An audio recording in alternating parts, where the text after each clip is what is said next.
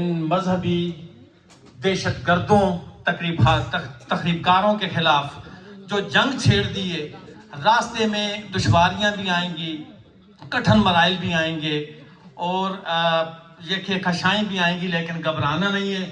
انشاءاللہ پاکستان کی قوم آپ کے ساتھ ہے اور میں الحمدللہ میں حاج القرآن سے ہی فارغ ہوں۔ آپ کو سیلیوٹ کرتا ہوں جی۔ السلام علیکم جی۔ مجھے پتا ہے کہ یہاں جس طرح بھائی نے فرمایا ماشاءاللہ، وہ کیا کہتے ہیں تیری محفل میں، وہ کیسے وہ شعر ہے، تیرا بھرم رکھتے ہیں غالباً خاموش رہتے ہیں، وگرنہ خاموش لوگ بلا کے خطیب ہوتے ہیں۔ وہ کسی کا بڑا خوبصورت شعر ہے، مجھے پتا ہے آپ سارے خطیب ہیں، لیکن حق خطیب نہیں ہے لیکن خطیب ہیں، واعظ ہیں۔ تو میری آپ سے گزارش یہ ہے کہ سوال پلیز، سوال ہم سارے ان کو خوش آمدید کہتے ہیں، ہم ان کے ساتھ ہیں۔ سوال پلیز، ہماری بہن ہے سوال کرنا چاہتی ہے جی۔ جی السلام علیکم، میں آپ سے ایک سوال پوچھنا چاہتی ہوں کہ آپ حق اور سچ کے لیے لڑتے ہیں، ٹھیک ہے؟ تو آپ نے کبھی پی ٹی آئی جوائن کرنے کا سوچا ہے؟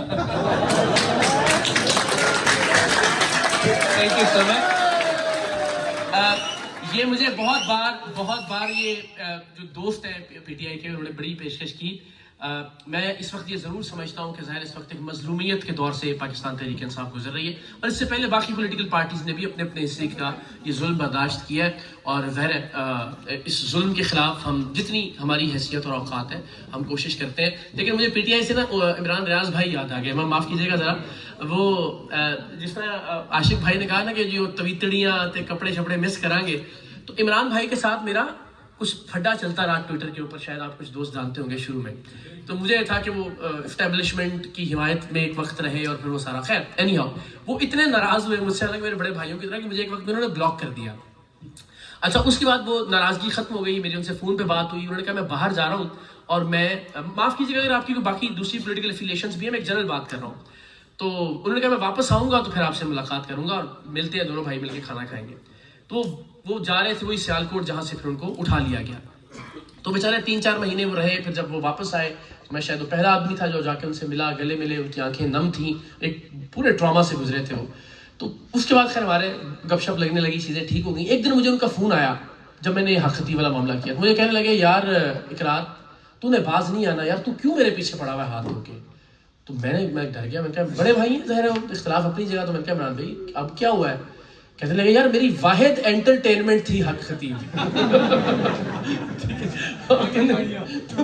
جانیاں جی تو نے وہ بھی ختم کر دی ہے، تو وہ مجھے یاد آ گیا۔ لیکن بہرحال مجھے لگتا ہے کہ ہمیں ہر دور کے مظلوم کے ساتھ کھڑے ہونا چاہیے، اور مجھے لگتا ہے میں اس کیپیسٹی میں شاید زیادہ بہتر سرو کر سکتا ہوں بجائے اس کے کہ کسی ایک خاص پولیٹیکل پارٹی میں۔ تھینک یو سو مچ۔ ہاں جی، ہم بہت شکر گزار ہیں کہ آپ جیسا بیٹا اللہ نے پیدا کیا پاکستان کی سرزمین پر، جو دھوکے بازوں کو ایکسپوز کر رہا ہے۔ آپ کو شاید معلوم نہیں ہے کہ بریڈ فورڈ میں بھی بہت سارے ہمارے پیر صاحب موجود ہیں جو ان کی بہت بڑی فین فالوئنگ ہے۔ ابھی ریسنٹلی مجھے کسی نے ایک لسٹ بھیجی جس کے اوپر ان سب کے جتنے ایسیٹس ہیں پیروں کے یو کے میں، اور مطلب کہ اتنے لمبی ان کی فگرز ہیں کہ پڑھنے میں بھی دقت ہوتی ہے، صفر نہیں گنے جاتے۔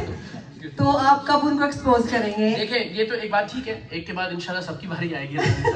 اور ایک ہمارے جاننے والے ہیں بریڈ فورڈ سے ہی ہیں، وہ پاکستان میں جا کے کالا چوگا پہن کے بہت بڑے بابا جی بنے ہوئے ہیں، وہ اشفاق احمد صاحب کی صحبت میں بھی رہے ہیں جی، یہاں ہوتے تھے پہلے جی، وہ ہمارے ہمسائے تھے، اور ہم ان کو بہت یہاں بہت کچھ کرا کے وہاں پہنچے ہیں، اور بہت بڑے بابا جی بنے ہوئے وہاں پہ۔ یہ اس میں دیکھیے یہ جو حق خطیب، کون ایکسپوز کرے؟ نہیں میں ہی کروں گا انشاءاللہ۔